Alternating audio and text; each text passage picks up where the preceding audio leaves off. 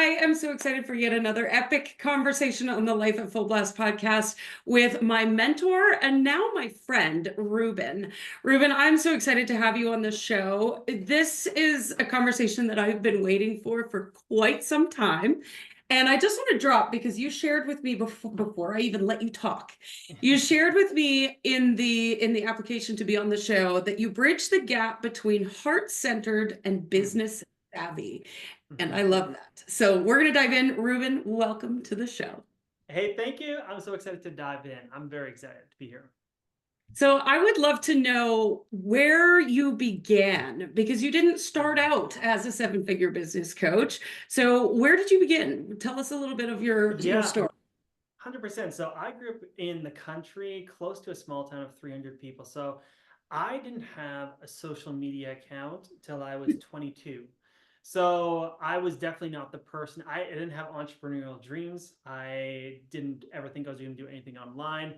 I thought, I mean, where I grew up, you were either a farmer, a pastor, or a construction worker. It's basically like the three different options. So I actually learned about entrepreneurship when I got married to my wife, Terry Lynn, and she was actually building her own thing online. And I just thought it was like this, I'm doing quotes, like Instagram thing. And it was really funny because she was making more money than me, and I was working 60, 65 hours a week at that point, construction. Mhm. And I was just like, what? How does this work? And I'd always enjoy the idea of helping people. I had thought of doing other careers that were like helping people and caring for people. And I was like, coaching, you get paid, you help people do their goals. Oh, this sounds fantastic. And I'd Mhm. always been into like health and fitness in the sense of like playing a lot of sports, going to the gym stuff. So I was like, hey, I could join my wife. So she taught me the ropes, and it wasn't very easy because we weren't great at working together at that point.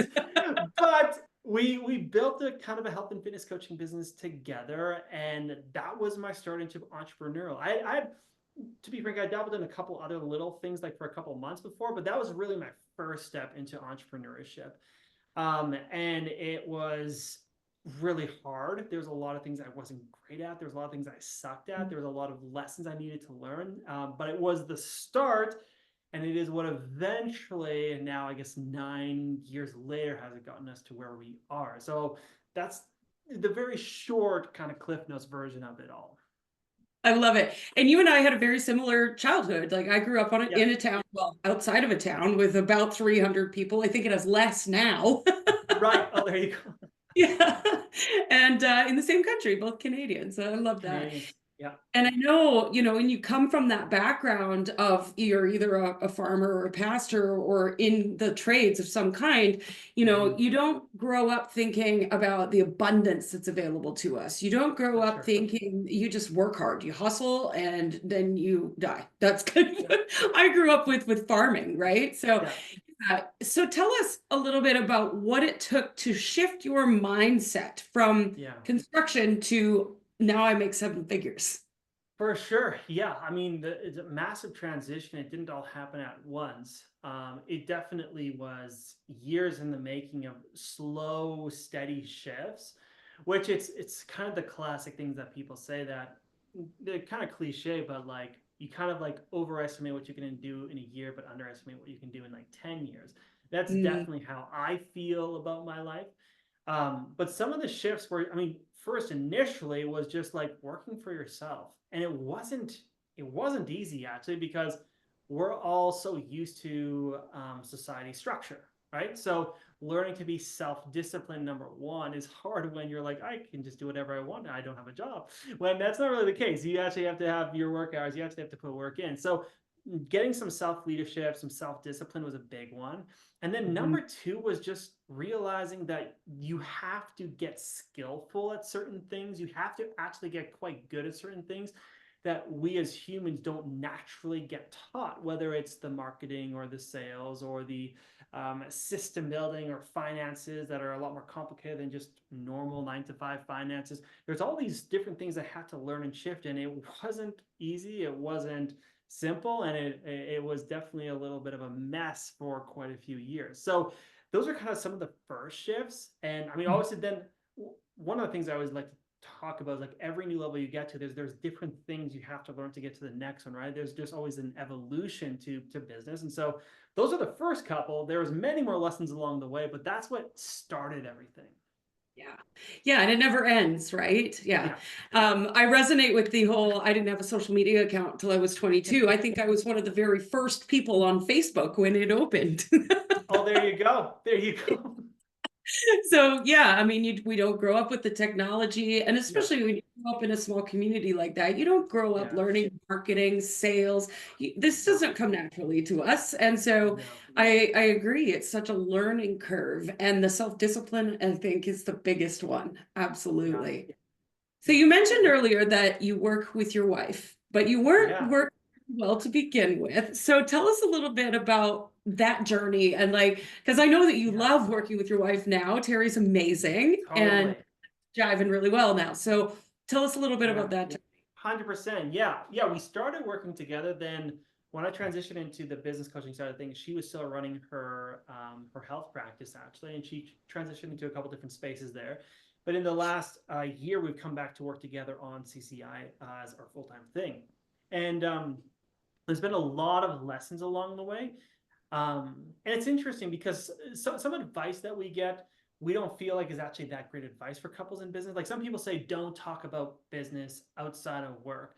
And that just Right. doesn't work for us, to be completely frank. We're always So talking. that one kind of goes out the window, to be honest.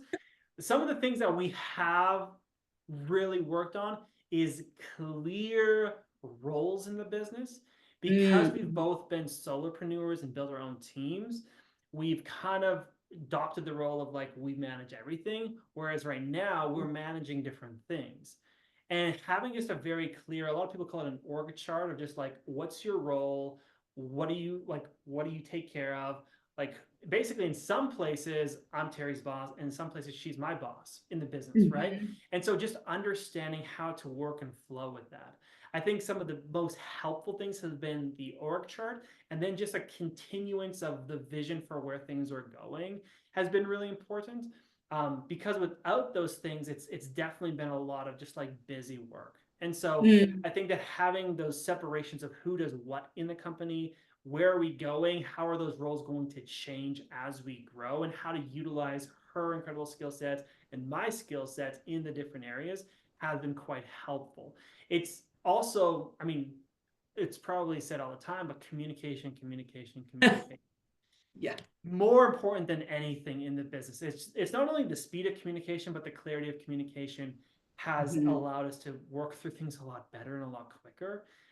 Because for myself, with how my brain thinks, I'm often thinking about things a lot quicker than I'm communicating, and therefore I'm acting a lot quicker than I'm communicating. And so I have to either slow down my action speed to match my communication speed, or I need to speed up my communication speed so I can act quicker. So there's so much learning there, and we're not perfect, like all figured it out, but those are a couple things that I've found quite useful myself. Hmm. And I know you've shared this publicly on your Yeah, profile. Terry has been through some pretty major health challenges. Can yeah, you speak a little bit about what that's like to be able to manage, major yeah. health challenges and also still run a business and stay on top of things? Totally, for sure. I don't think we did it perfect. I don't know if anyone does it perfect. I mean, frankly, in that season when she went through her health journey, um, I focused quite heavily on her versus the business.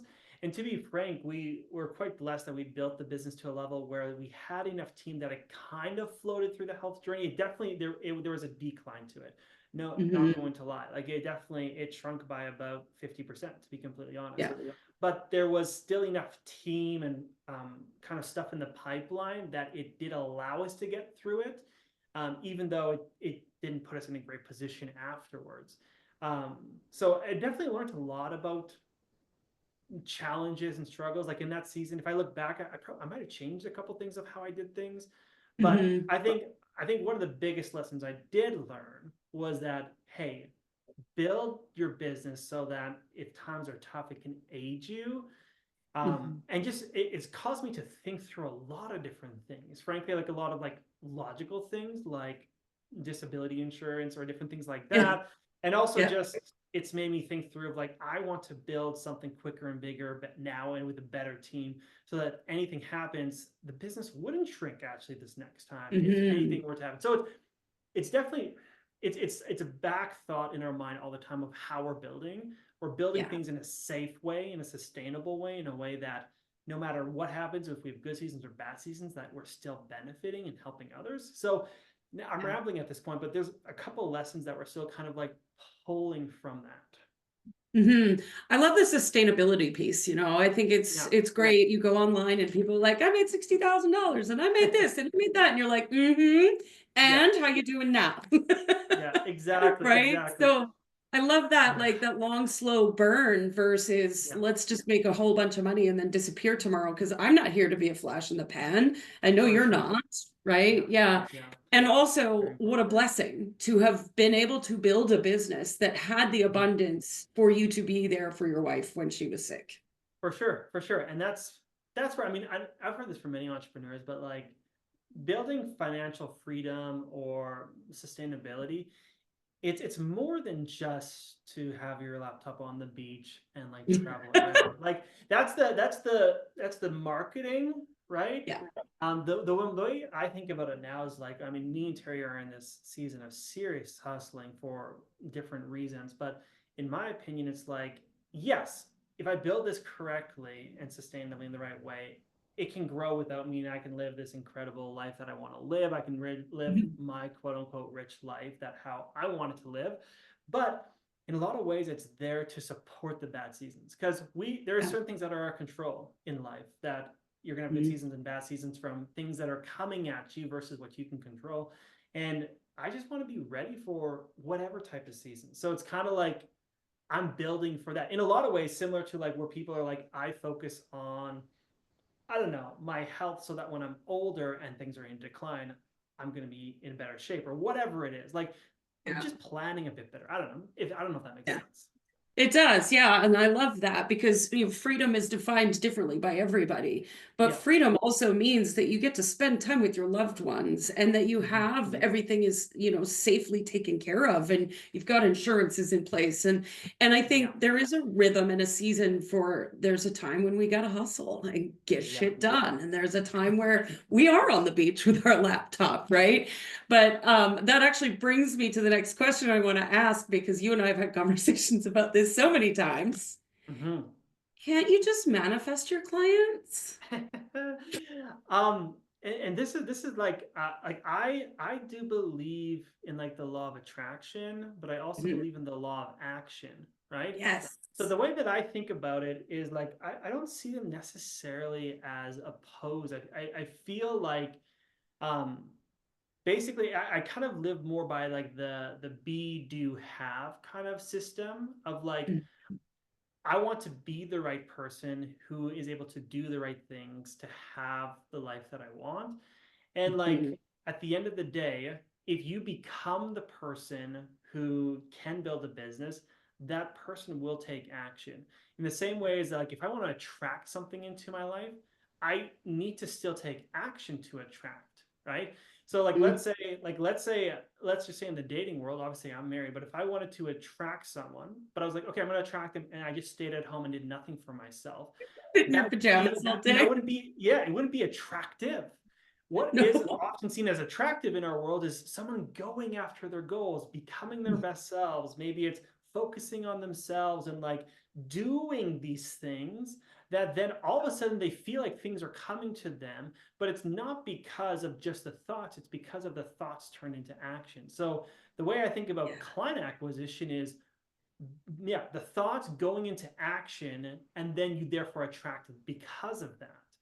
Yeah. So that's how I think about it, is like I don't see them as opposed. And I love the idea of attracting people and being attractive in business, but it doesn't happen in a vacuum. It happens through tactical, specific action in my mind. Yeah. I love how you explain that because, yes, there is the law of attraction. And yes, there will be those times where people just message you and they're like, take my Yeah. money. It happens. Yes. Hmm. But if you're not being the person who is that attractive to your marketplace, then Exactly. it's going to be really hard to make that happen. And it's Yeah. easier to just go out and actually take action and yeah, do the dang 100%. thing. It's a great word for this is like embodying it, right? A lot of people talk about that. Mhm. Is like you can't attract something if you're not embodying a certain reality. If Yeah. I'm not embodying this life of like, no, I do work hard and I play hard and I do the action and I'm showing up and I'm consistent and I'm learning, like I'm embodying then who I attract. I think Mhm. why a lot of people struggle who just focus on attraction is because they attract people who also take zero action. And so if you're Yes. only attracting people who are like you take zero action and you're just hoping people come to you, you attract the same, right? Like attracts like. And so you're then attracting people who will never take action. And then you're caught up in this cycle. So it's really embodying, basically, embodying the life, the person who you kind of want to attract in business, especially for your own personal brand. Um, Mhm. and then documenting that in a lot of ways and like showcasing it to the world. I found that Yeah. that is just so powerful, which is, I mean, even frankly, recently in my content, I've been trying to do a lot more like, hey, I did this amount of times. This was the result. This is what I learned. This is how it can help you. And I've been getting much better interaction because people are like, oh, wow, he does a lot. He's getting great results. I should, like, basically, there's Yeah. proof. Proof only comes Yeah. after action, right? So action happens. I have proof. I share the proof. People then actually believe me because I've Mhm. literally done something. I'm Yeah. rambling again, but hopefully that makes sense. Yeah, it does. It does. I just love our conversations. It's Yeah, always so yeah. good. You have the best analogies and stories, which brings me to another analogy that you've shared in the past that has Mhm. stuck with me for so long while I was mentoring with you. It was when we were talking about consistency and showing Yeah. up in your business day after day after day. You run up mountains. Yes. But one thing that you shared with me was that, there's probably only 30% of those runs that you do, you love. And the other Mhm. times you just show up because you've committed to it. Can you Yeah. speak to the difference of that? Because some days you get out of bed and you're like, I just don't Yeah. fucking want to. What do we do when we're feeling that For way? sure, 100%. And well, that's, as human beings, I always like to say, we're like, you can trust that we're going to be up and down. You can trust that we're going to be Mhm. fickle in a lot of ways. Whether it's just how we're feeling that day physically, how something personal in our life is coming into our life. We all have days where we're feeling great emotionally and terribly emotionally. The hard thing about attaching work to emotion is that if you only and ever do something when you love it, you'll actually never get that great at it. And that's Mm. something that Mhm. as I found so important. When I think about the people who are the best in the world at whatever it is, they didn't just practice their craft on the days where they felt like practicing it. They followed the plan. And there's a new quote going around the internet in our day and age from Leila Hormonzi, which is fuck my feelings, follow the plan. Something like that. Yeah. Which Yeah. is, and the gist of it is just like, hey, 30% of the time, I'm going to feel like doing it. I'm going to do it. 30% of the time, I'm going to feel like I'm neutral. I'm going to still do it. 30% of the time, I'm not going to want to do it, and I'm going to still do it. Because it's the building blocks of doing all those things that will lead you to where you want to go. And this is what I've often talked to you as well. Like everyone wants to get to flow, but flow only Mhm. comes from mastery, and mastery only comes from consistency. And consistency happens when you do things if you feel like them or not. So when Yeah. people expect to always be in flow and only to work when they're in flow, they're actually trying to jump over all of the realities of what you need to do to get to flow. And that's why so many people start, stop, start, stop. Yeah. And you'll see these entrepreneurs for a year, 2, 3, 4, where they're like, oh, I got some clients. And then like I went 7 months without clients because they didn't do things. And I mean, it's so cheesy, like consistency, consistency. But I mean, I've never gotten good at anything in life without consistency. I don't know about the people listening. Like, I mean, the only things I've ever gotten good at are things that I practiced and I got good at. Mhm. So the gist of it is, hey, follow the plan, because if you have an objective you want to accomplish, you're going to need to follow the plan whether you feel like it or not, because feelings, they come and go. And the funny thing is, if anyone has gone to, like, so let's say like a Tony Robbins conference or anyone else, you can change your feelings in a second as well, Yep. right? Yep. And so a lot of the times, like let's say running, for example, I've told you the example of like some days I love to go for a run. Right now I can't because I broke my toe. And I've been feeling depresso. But when I can go for a run, some days I feel like amazing. I'm gonna go for a run. Other days I don't feel like it, but oftentimes partway through the run I feel a little bit better. I don't believe the whole like um you're going to feel better after every workout. But I feel like oftentimes when I don't want to do something, but I do it, I feel proud of myself because it was a harder thing to do, which means that I did something harder that day, which means that I built proof that I can do hard things, which allows it to continue to build. So that's how I view that. And I think it's just helpful on the days when you don't feel like it. And being like, it's okay if I do something that I don't feel like doing. Like, feelings come and go basically as quickly as like daylight comes and goes. That just out of the season. So, anyways, that's my thoughts. Exactly. I love that. I love that. And it speaks to, I always say a cliche is a cliche because it's true, right? And consistency is the answer. And you build resiliency by being consistent because you show up for yourself. You keep your promises to yourself. You don't fuck off when you're like, I just don't feel like it. You just say, no, I said that I would do this. I made a promise to myself. You start keeping your word to yourself. And then all of a sudden you're like, oh, I trust myself more. I'm better at making decisions now. Look at that. I'm getting results, right? And it just builds the whole thing. So I love that. It also goes to the whole what I was talking about, like attracts like. If you're an inconsistent person, you should expect to attract inconsistent people. Yes, and exactly. That might be hard to hear because you're like, well, I am worthy of attracting consistent people. You are, but people follow people like them. And if you're inconsistent with how you get clients, you will get clients who are inconsistent in being like, oh, I'm a month into your program. Well, I need to like pause. I need to not do things. You need to show up like you want your clients to show up, right? If you want clients to do your program consistently, go through your entire programs, re-sign or whatever it is, be the person who does that. And again, it's the embodying energy. It's the leading so that others like that want to go down that same path will actually follow you. And that's just part of it. Builds the ecosystem. I love it. Exactly. So what's next for CCI? What's next for you? What are you most excited about? Oh, there's a lot happening. We've got a really big month. We hired 3 people this last month. Before kind of the health journey that Terry went on, we had a bigger team, kind of shrunk a little bit. We're back now to building things where our goal, frankly, is to be one of the largest consulting kind of brands in the space in North America. And we're really just trying to do it from, like I said, the heart-centered, business-savvy perspective, but also very one-to-one and personalized.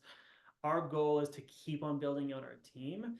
And at this point, I mean, Terry and I have some pretty big goals, but at this point, we're just building out the team. We're onboarding 3 new people this month, and we're looking to scale to the next level. We're starting to run a bunch of new campaigns. There's a lot of exciting stuff going on. There's a lot of extra stuff down the road we want to do that's bigger and better. But right now, it's just consistency and just growing with where the business is right now. I love it. I love it. Well, thank you, Reuben, for this conversation. I could talk to you all day long. I know. It flies by. I love it. Even Zoom is giving us a thumbs up right now. Exactly. That's hilarious. If anybody wants to find you, if they want to learn more about working with you, or they're just jamming with you and they want to vibe with you, how can they find more about you? Yeah, you know what? We're doing a lot of stuff over on Instagram these days. You can just literally search my name, Reuben Driedger. You can spell Reuben like the sandwich. It's EU, not UE. So check us out on Instagram. We've got a lot of great stuff going on there, and we would love to connect and jam with anyone that loves these types of conversations. I love it. That's actually the first thing that I was drawn to you, because my favorite sandwich is a Reuben. And I was like, this name, I've got to know more about this guy. It was meant to be. Yes, I know. Everyone's like, Reuben, like the sandwich. I'm like, Yeah, I guess so. I guess so. I don't mind them, but they're not my favorite. Oh my gosh, it's hilarious. Well, Ruben, thank you so much for being on the show today. I appreciate it. I appreciate you and your time. Any Yes. last words you'd like to leave with the audience about building a business and what it takes? Yeah, I think the last thing I'll just say is I'll just quickly talk about the heart-centered and business savvy aspects. A lot of you listening probably care like all heck about doing things the right way. And Yeah. you're a genius at the work you do. That's fantastic. I love that. But the world will never see your gifts if you do not learn how to be business savvy. And you will not actually work in your space long term unless you are business savvy. If you want to help the most amount of people and like share your gift with the world, you have to get paid well, which means you have to know how to run a business. And so Yeah. do not see strategy and business building as a villain. See it as your best friend to get your gifts and your message out there and become a master of it. Okay? You become a master of your craft, you become a master of your business, and you'll be unstoppable. I love it. I love it. Thank you, Ruben. Hey, you're welcome. Thanks for having me on.